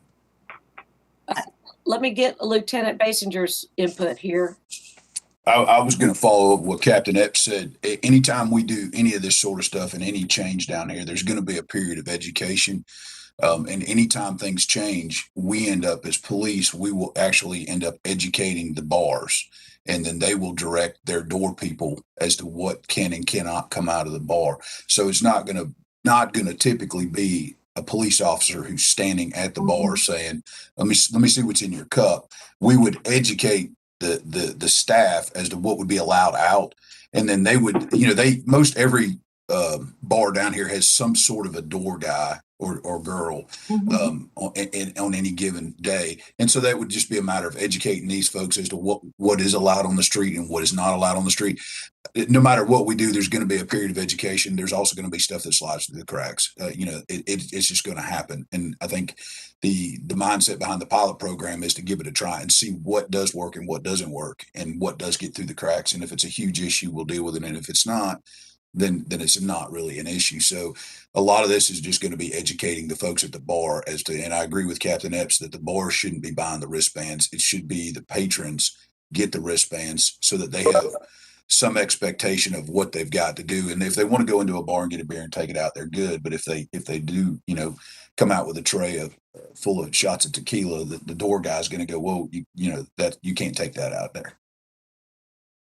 And obviously, if a special event applicant does not want a festival zone, they just won't put it in their application. They'll just with beer gardens. Special event outdoor cafes, special outdoor cafes, the beer garden. But yeah, so these are options, and I'm thrilled with the amount of versatility that we're getting with the options, and that we're not trying to map out operationally how you guys work with the special event applicant, because it sounds like you guys are already deep with that. Okay, I see Sherry's hands up, and then Carol. Sure. I just wanted to clarify that the way it's written, the event sponsors are going to be the ones who determine how the wristbands are distributed. However they choose it. We don't have a restriction on that. But what it will absolutely create is a situation where, you know, even if I do buy my wristband from the event organizer, I can go in and buy anything at all from you know, a bar. And if the bar chooses to sell mixed drinks in opaque containers, you know, it may be difficult to police whether mixed drinks are coming out into that group or not. So the whole idea of having like a transparent container is not something that we would be currently requiring. That's right. But the container that comes out of a bar would be spotted as not what was being served in the festival zone. But it would be allowed. There's nothing that's saying that they can't serve anything and have it come out because we're not requiring that approved container. So they could sell their PBR or their Paradiso or whatever, and then people would just bring it out into the festival. And because of that, a special event applicant might not want to do a zone at all. I think that is exactly what we're seeing from the comments. Yeah. Jesse, Carol? So I think what I'm hearing on this approved container thing is maybe we need to keep that language in there so we define what kinds of containers and maybe just specify what they can be, but we're not seeing the containers as the way to generate revenue. We're just seeing that as a way to clarify what types of stuff can and cannot be coming out of bars. And so, off the cuff, if it's something like approved must be anything traversing the grounds has to be in an approved container, and approved containers must be transparent. And if we want to think about sustainability, defining that as like maybe compostable or like durably reusable or something like that. And then, people can just decide what the heck, bars and the festival people can decide what they want that to look like. Well, we've kind of circled back around to where we started at 1 on the containers. And I thought we had already moved past that as litter and not asking for more containers than is needed from what the festival zone is serving. So we've gone back. Yeah. Well, it's just not, it's a little unclear to me in terms of the wristbands and the containers. I'm just thinking about, because I heard someone way back when say, oh, they can just charge a bunch for the wristband, and that's the way they'll make money. And then again, I'm thinking of me right down in there in AdFest, where I would love it to be open for there. I don't drink a whole lot. Okay, if I have 2 beers, that's a lot. I don't want to pay like $10 for a wristband and then have to pay $5 each for a beer, because there's only going to be one price for the wristband to cover the person who goes into the 40 watt. So I'm a little like confused. There's people there who are going to go, you know what? I think I'll just stick with water tonight and not have that because I don't want to spend $20 for 2 beers. So I don't want to restrict. I just want to make sure operationally, I don't want to figure this out, but I'm myself right now, but I just want to make sure that we're not making it in a way that it reduces the amount of money that AdFest can pull in through this because of some rule that we've made about wristbands having to be a certain, if we're going to sell the wristbands to the people who go into the bars as well. So you guys, Nikki and Sherry. So the wristband, Attorney Hines, correct me if I'm wrong, is basically a mechanism by which we are making sure folks are allowed to drink, that they're of age. That's right. Now, the approved container, when we were going down that path, was for the event sponsor to be able to sell that cup to folks who wanted to drink, and that cup could be carried, everywhere, right? That was, freedom, if you will. So removing the cup from the scenario, all we're saying now is that we're just going to make sure that you have a wristband, and that makes you legal to drink in the festival zone. That's true. And my understanding of the wristband, you pay for the wristband, Nikki, or no? So that's not for us, right? That's not policy. That's right. That's the market, right? And my understanding of what's shifted, if I may, is that we've gone from the cup being for revenue and the wristband being for age legality to the wristband now being both of those. But we still have this question of what containers people can take out of bars. And since we know they at least can't be glass, we also want to probably avoid them being total garbage. So we're not like requiring containers be a part of the equation at all. We're just defining what containers are allowed. Does that make sense as the distinction from the conversation before to now? Am I understanding that correctly? Yeah. And so then the containers that are allowed are cans or whatever, and cans and whatever else we think is acceptable, I guess, right? And the event sponsor would then sell those cans or whatever else, correct? If I can chime in, I think that the way that we're talking about it now would mean that both the event sponsor and the bar could sell them, and they're not going to be uniquely identifiable. So that's for the waste issue. It doesn't help with the revenue generation necessarily, but But the wristbands can be used for revenue generation. They could. They could be selling wristbands instead of. Mhm. I mean, that Athfest sells wristbands historically, right? So. Yeah, but that's Captain Epps? Just a quick comment. I look at the beverages coming out of the bar. My mind goes to enforcement and how do I identify what's going on? We already have a composting rule, correct? And so I still think if we put beer or wine in the ordinance, and if they're complying with the composting rule, I think almost all the bars, unless they get creative, which they do, and they buy something that's not translucent, that doesn't allow us to readily identify or distinguish between beer, wine, and other beverages, we're going back to behavior based at that point. As far as the armbands, it's up to AFS, Twilight, or whoever decide if or how much they want to charge for those bands. If they're looking to recoup some level of revenue, that's fine, because that has been a part of this discussion. But they also have to find a balance between exactly what Commissioner Myers was describing. What's the breaking point for people? Because everybody that goes to the events do not go down there to get sloshed. There's a small percentage of people that engage in that, and that's behavior based, and we deal with that. So I think it's up to the individual events to make up their mind how much they're going to charge for that, whether it be $5 or $50. That's up to them. I personally am not buying a $50 band. I'm not going to do it. But that's Aubrey Epps. There may be somebody willing to do that. But so I think the impetus falls back on the events. We're talking about what will we not tolerate, and is basically what I'm getting from this is what are we willing to tolerate and what are we not going to tolerate from a government perspective. And I can only offer the police perspective, what creates the most flow and what moves easily for everyone.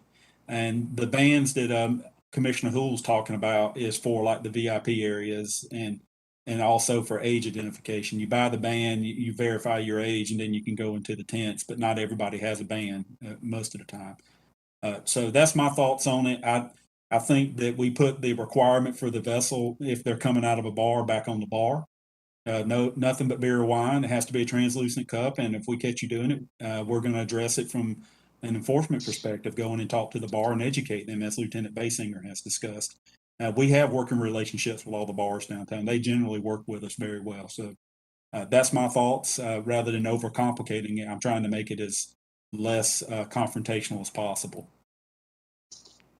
Okay, Carol's back to wanting the container for the pilot program. What's the rest of the committee thinking?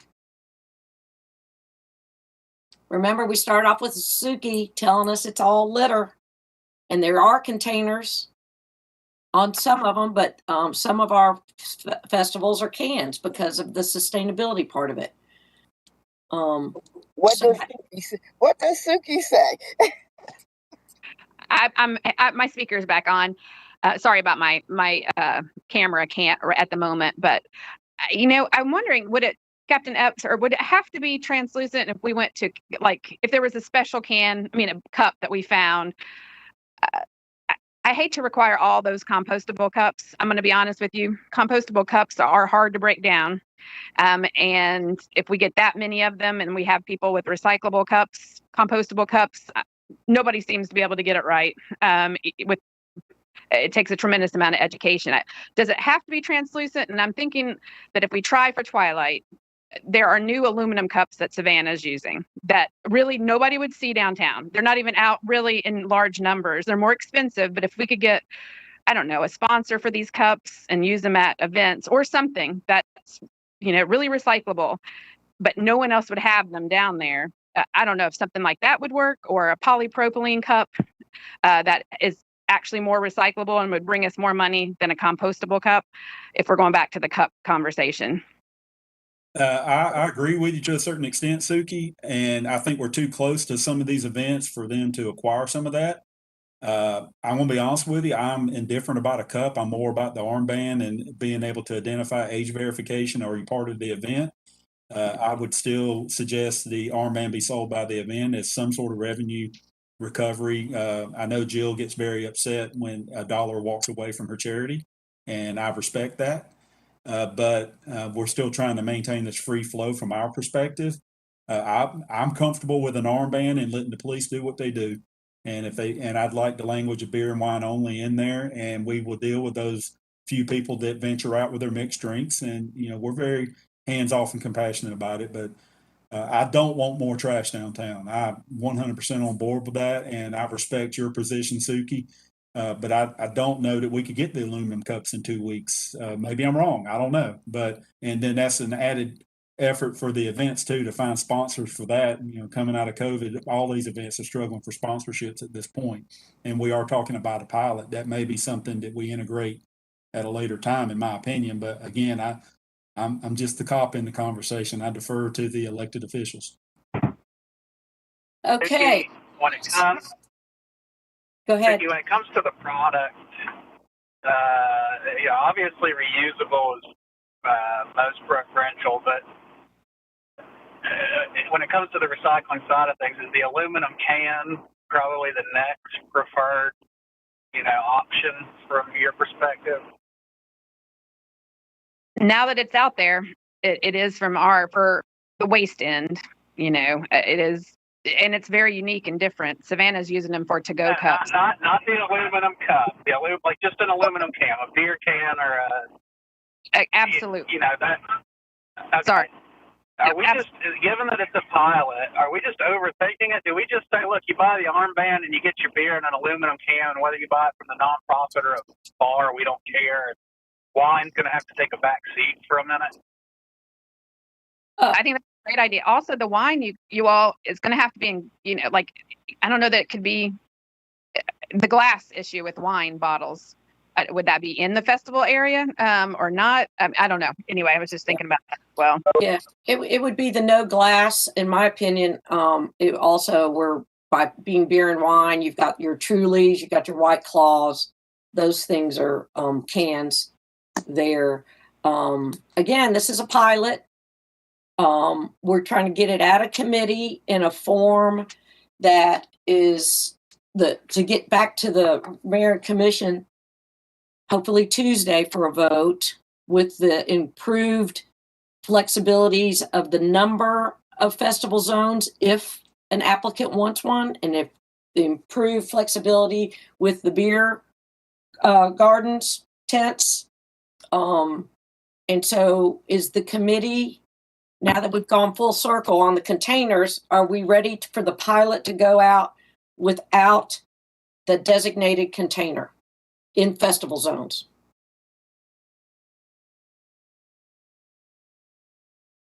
I know we're going on here, but could one of you tell me, is this going to really have a major effect or a significant effect on the organizers and their revenue? That's what I want to know now. Twilight is going in 2 weeks. They've taken a lot of risks. Athens as well. I don't want to set up a policy that changes the balance right now. So can anyone comment on that? Because does the police department have different focus here? We like these events. We don't want to, I can imagine someone going, oh my goodness, we barely make it, we barely make it now and you're making it worse. So could someone address that? Looks like Sherry's ready. Yeah, I think I can say I think you should expect it to have a dramatic impact, both from the comments that we received of people already saying that they wouldn't be able to pilot these zones, and just the practicality of it. If you are telling folks, hey, you can walk around with alcohol and you can go buy a $3 PBR or whatever from a local business or restaurant and walk around just the same as if you buy a $10 or $7 beer from the vendor. I think, and even if they're the same, if it's just, this is now a possibility that it did not previously exist. So some number of folks are going to go into the bars and restaurants because maybe the lines are shorter than waiting for the vendor lines. And so you're absolutely going to see a big impact on the profit. I just don't know how big it is and how much they'll be able to subsidize that with wristbands or approved containers. That's correct, Attorney Hines. I think, once you start tinkering with things, you're changing market dynamics. So, where we may be creating more flexibility in one sense, we may be, impacting somebody else in a different sense. That's what policy does. That's part of the risk here. Okay, we are down to 3 committee members We still have a quorum, but we need, what do you guys want to do? Do you want to go back to the designated container, but leave all the other flexibilities that we put in to give the pilot, the chance? What are you thinking? Designated, Carol? I think you're muted. I'm for yes on that. Okay. Making it larger. Remember, the big thing was they wanted it larger, right? Yeah, right. So the designated container, let's go with that. And then we're going to let operationally the container be determined operationally, because that's where we need the koozie so that aluminum cans can be used. So we're adding trash with the koozie for the sustainability of the aluminum can. And then we've got a cup that's going to be the designated container for the draft version of this. So I think we need both. If we're going to do a designated container, we need both of those to cover the types of serving that's happening. And then the Suki part of this, we've gone full circle. It is a pilot, and I think we could use the trash pictures and litter pictures that she's going to be collecting for us to know how we can restructure it. So, Jesse, are you okay with us going back to a container, koozie, or cup? Whatever gets this out of this committee and meets the needs of the event organizers, who I really feel for. I mean, they've just been waiting for us to have something so they can plan accordingly. And I think that they're, providing some important things for workers and nonprofits in our community. So if that's where y'all are headed, that's fine with me. I guess I just want to clarify. I'm hearing that we want to have the containers still in there, but the cup is fine. We don't need the koozie thing still, right? We can just do cups.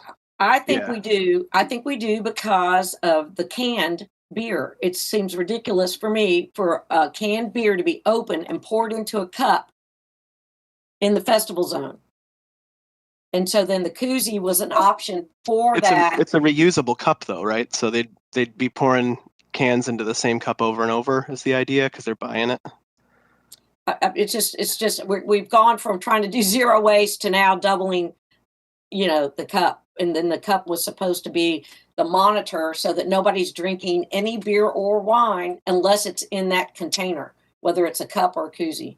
Because if you take a sponsor and they've got their beverage and they want everybody to see, every snapshot, every picture that somebody makes down at the festival, they would appreciate it to be their can of beer that they're serving as a sponsor. And so to me, you're taking away the sponsor's ability to advertise, which happens in the flexibility and the fun of this festival zone. So, and then Sherry's got her hand up. Okay, go ahead.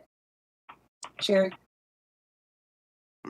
I was just going to say, I know we talked about the idea of a sticker, and I fully appreciate what you mentioned about having to put the sticker on a wet can. But I emailed Suki, and I don't know if she's available still to have any thoughts on this. But I really wonder if we could explore that option as long as the stickers are put on prior to the drinks being cooled, which I think would be both faster for the vendors. And I have to imagine there might be a sticker that would hold up, and then that way we could avoid the koozie issue, which we've already heard was undoubtedly going to be trash. I'm still here, Sherry. I couldn't read my email. I'm sorry, I'm on my phone. I just been listening to you all, not being able to check my email.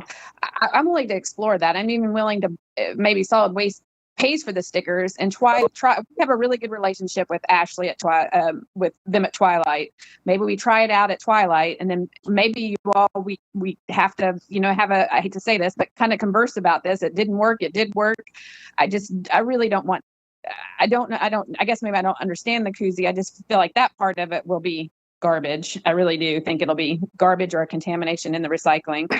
But Twilight, it might. They usually use Terrapin, for the bike race. It could work potentially, and we can have staff explore stickers that could affix to something with moisture on the outside of it real quickly. It could be something we work with Twilight on for this first, just to see what would work. If it doesn't, then certainly we give you immediate feedback after the event. Okay, so how can we put in the policy this flexibility that we want for designating what is the festival zone served beverage. I think we just stick with a cup. Everything's poured into a cup. Everyone has to have a cup anyway. A cup is the same amount of garbage as a koozie. Koozies sound from Suki like they're more likely to become garbage than the cup at the end of the day. You know, and stickers are guaranteed to be garbage eventually. So it sounds to me like the cup is just it's already built into the language of the policy. It's the simplest one thing. We see how that works, and then maybe reconsider koozies or stickers down the road.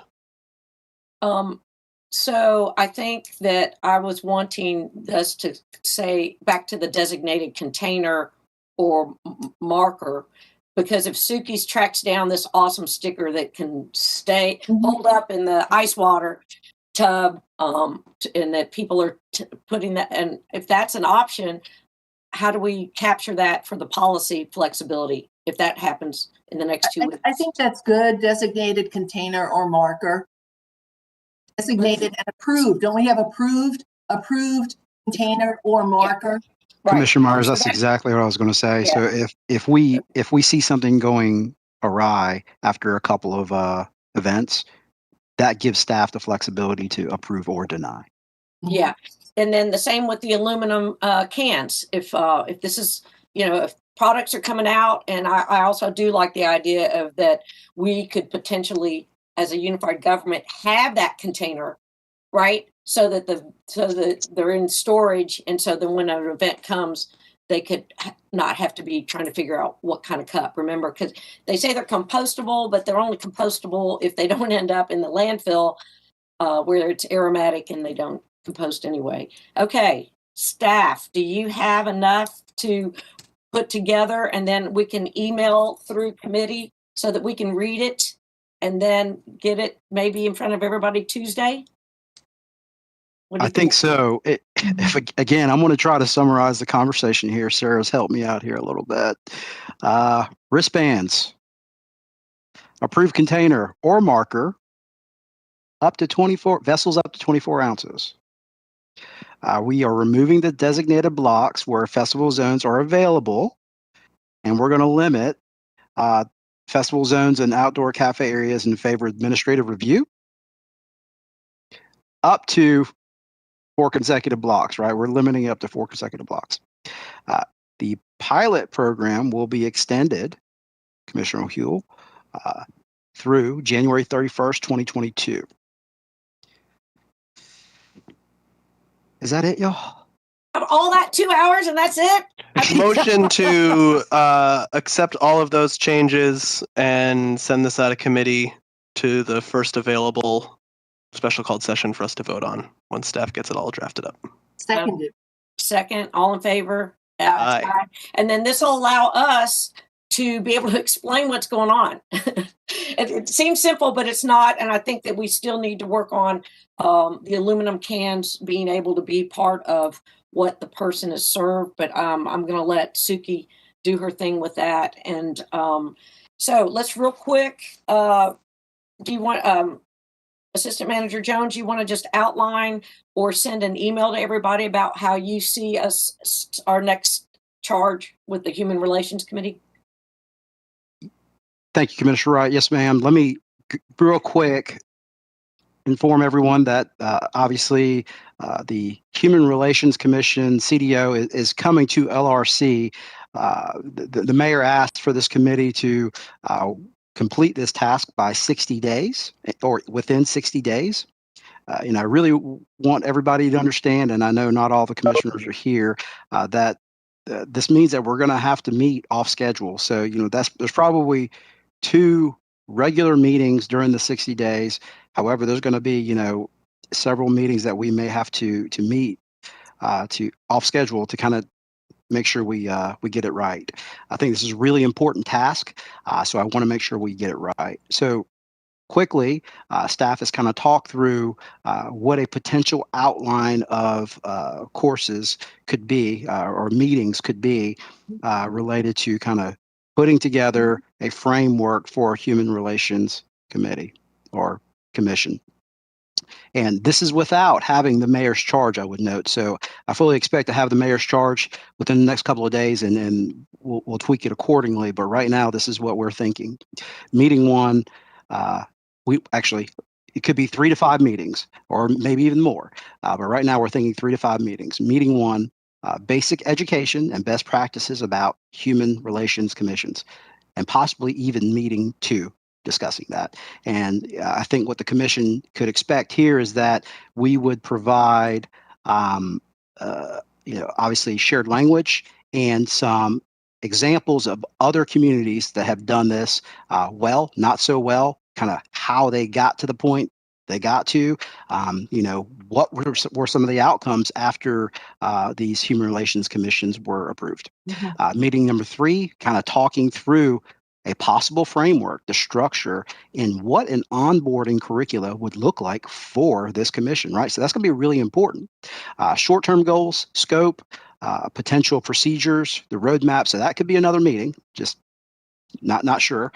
4 and 5, meeting 4 and 5, discussion and review. And hopefully by meeting 5, we would have consensus. And then kicking it out of committee to full mayor and commission. Again, this is just a rough roadmap. If it takes longer, guys, it takes longer. Certainly want to be responsive to the mayor and his 60 days, but also I think this is a very important topic, and we want to make sure we get it right the first time.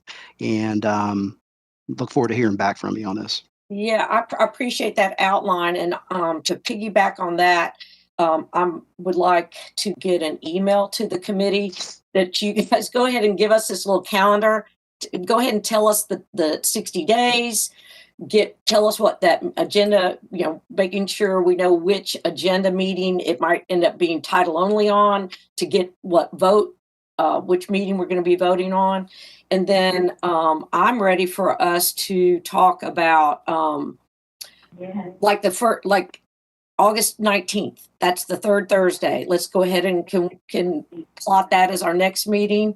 I thought we could pick up September the 2nd and maybe just every Thursday in September if we need to. Yes, Jesse. I just want to raise up that we currently are missing 2 of our members. So shaking up the schedule with only 3 of us here, especially when one of those is about to give birth, I think she's actually due on the 19th. I'm just hesitant to commit to that without... I kind of feel like an aggressive timeline that begins with our next regularly scheduled meeting and gives everybody on the committee time to go with what they're probably anticipating, given that 2 of us aren't here, makes more sense than tweaking it now. But I think that we can't wait till September 2nd to talk about it. I agree.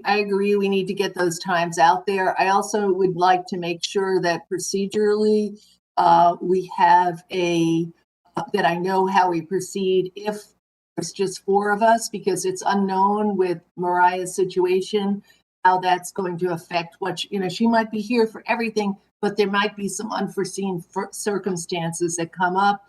And does that affect what our voting or anything else? Just so to clarify that. Well, no, Sherry says no. Okay, so that answers that question. Yeah, so we'll get 3 of us as a quorum from the committee. We're meeting WebEx. That should improve everybody's, and that's one of the reasons is I feel it improves our chances of participation. And we have the retreat on the 19th. Thank you, Jesse. Maybe that 18th. I think that so maybe the 18th would be our so if we'll get an email with some of these dates and let us start looking at them, and like Jesse, you mentioned, so it'll include the whole committee, so that we're capturing what we want to do. I still like the 1:00 in the afternoon. The WebEx is getting us the public to know what we're talking about. We can set up, we didn't have enough time today to set up where special event applicants could participate with us. But if we have enough lead time on a meeting and we have people who want to, public who want to have some back and forth with us once we have some of our preliminary meetings, we can do that. We just need more lead time than we had today. Yes, ma'am. Staff can commit to putting together a schedule and getting it out. And at that point in time, we'll let you all tell us how you feel about it. Now, again, just wanting to be responsive to the mayor's 60-day window. We're ready to go. And if you need us to slow down, I think that's a discussion that could be had. But we're going to put together a schedule that's going to put our best foot forward to meet that timeline. Right. And I mean, so that we're talking about the October vote is where that's our aim at this point. That's right, Commissioner Wright. And Commissioner Hill, I saw what you posted in chat. You're right. The timing is interesting. Yeah. We'll be extremely transparent. We'll make sure that we send all the information out to everyone.